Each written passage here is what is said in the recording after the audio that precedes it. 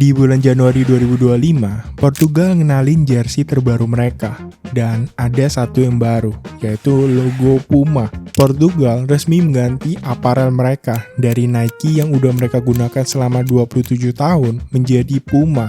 Bahkan brand ambasador seumur hidupnya Nike, Cristiano Ronaldo, itu harus menutupi sepatunya dalam sesi foto tersebut. Dan coba kalian lihat bola ini, dan ini.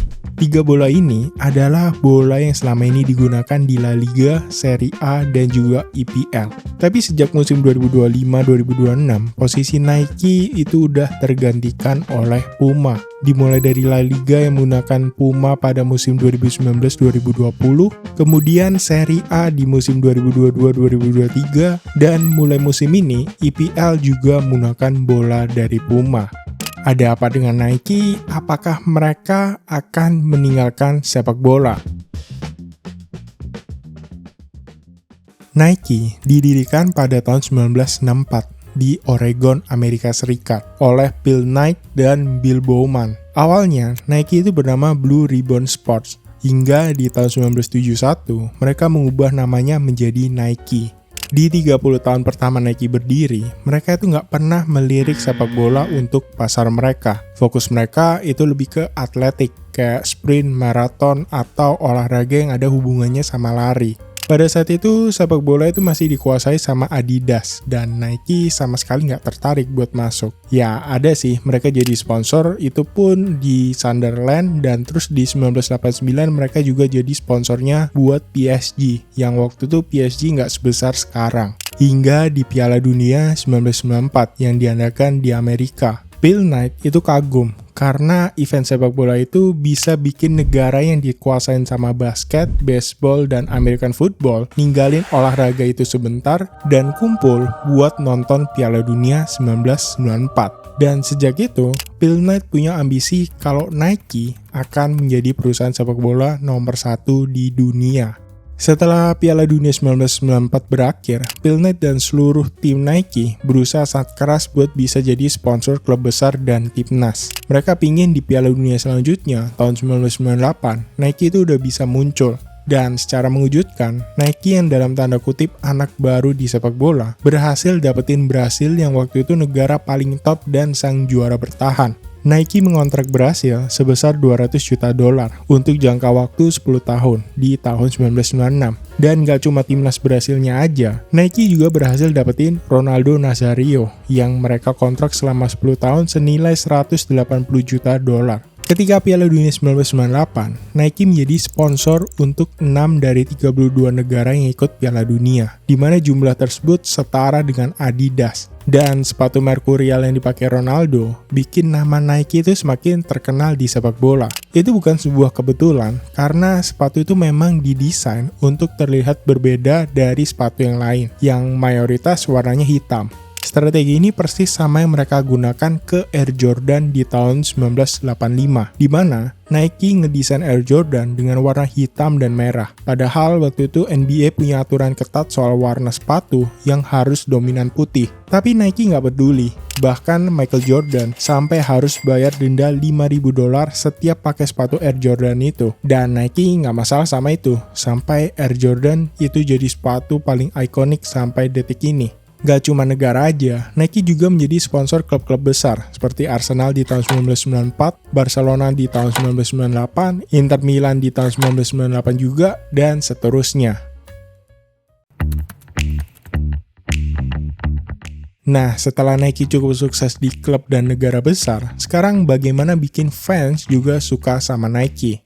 Nike ngeluarin sepatu yang namanya Total 90 atau T90, di mana sepatu ini didesain beda dari sepatu biasanya. Kalau kalian lihat, tali sepatu ini itu miring di samping. Nah, kenapa kok di samping? Itu buat gimmicknya Nike. Nike bilang kalau sepatu ini bikin tendangan kita jadi lebih akurat dan lebih keras karena nggak ada tali yang ganggu di tengah. Apalagi sepatu ini juga dipakai. Dan yang menarik, kalian tahu Lionel Messi itu udah sangat melekat sama Adidas. Tapi di awal karirnya, Messi itu juga pernah pakai Nike Total 90 ini. Berkat Nike Total 90, Nike itu berhasil meningkatkan pendapatan tahunan mereka di atas 10% per tahunnya. Dan ini tuh nunjukin kalau Nike itu udah benar-benar masuk ke sepak bola. Nike juga bikin penonton bola tuh semakin kenal sama brand Nike setelah mereka juga ngerekrut banyak pemain bintang. Setelah Ronaldo Nazario, mereka juga ngerekrut Ronaldinho di tahun 2000, Cristiano Ronaldo di 2003, Harry Kane di 2013, dan masih banyak yang lain. Nike juga semakin mengembangkan sayapnya, jadi sponsor buat Manchester United, Juventus, Chelsea, Tottenham, Liverpool. Bahkan sejak 2007, Nike itu menjadi penyuplai bola untuk IPL, La Liga, dan Serie A. Gak cuma di level klub, Nike juga menguasai level timnas, di mana di 2014, Nike menjadi sponsor untuk 10 dari 32 negara di Piala Dunia, ngalahin Adidas. Dan mereka juga ngalahin Adidas untuk yang kedua kalinya di Piala Dunia 2022 dengan menjadi sponsor untuk 13 negara. Tahun 2021 menjadi titik masa kejayaan Nike, di mana mereka mencatat nilai saham tertinggi di 2021.